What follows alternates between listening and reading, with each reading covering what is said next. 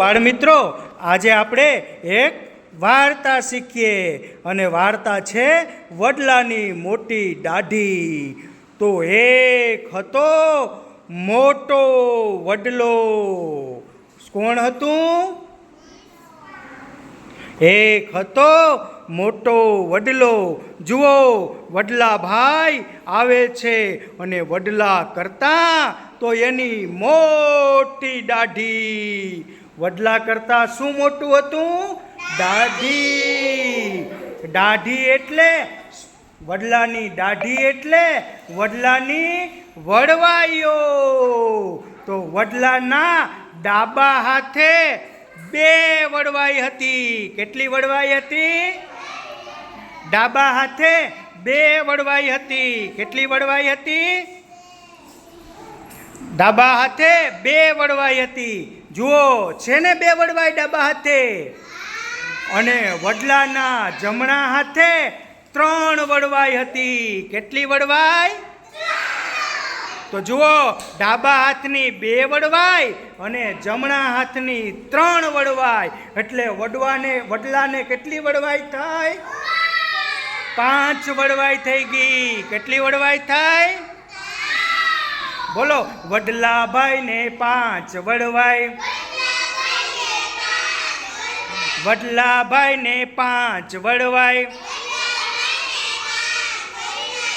વડલાભાઈના ડાબા હાથે બે વડવાઈ અને જમણા હાથે 3 વડવાઈ એટલે વડલાભાઈની કુલ કેટલી વડવાઈ થાય? અને વડલાભાઈના ડાબા પગે બે વડવાઈ હતી. કેટલી વડવાઈ હતી? જુઓ જુઓ, વડલાભાઈના ડાબા પગે કેટલી વડવાઈ છે? શાંતિ થયો. વડલાભાઈને ડાબે બસ, હવે ખેંચવાનું નથી. વડલાભાઈના ડાબા પગે કેટલી વડવાઈ છે? તો ડાબા હાથે 2 હતી અને જમણા હાથે 3 હતી એટલે એ 5 વડવાઈ હતી. અને ડાબા પગે બીજી 2 વડવાઈ એટલે કેટલા થઈ? 7 વડવાઈ થઈ ગઈ. અહીંયા ધ્યાન રાખજો બધા, તમારે પણ શીખવાનું છે, અહીં સાંભળવાનું. કેટલી વડવાઈ થઈ ગઈ? 7. અને પછી તો વડલાભાઈના જમણા પગે બીજી 2 વડવાઈ આવી. જુઓ જુઓ, વડવાઈ આવી 2. તો કેટલી વડવાઈ થઈ? તો કે વડલાભાઈના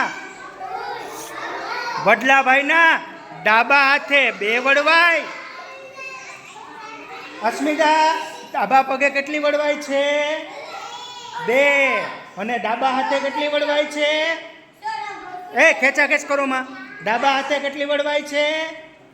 2. ડાબા પગે 2 એટલે 2 ને 2 4. જમણા પગે 2 એટલે 4 ને 2 6. અને જમણા હાથે 3 એટલે 6 ને 3 9. તો વડલાભાઈને કેટલી વડવાઈ થાય? 9. તો ચાલો બોલો, વડલાભાઈને 9 વડવાઈ.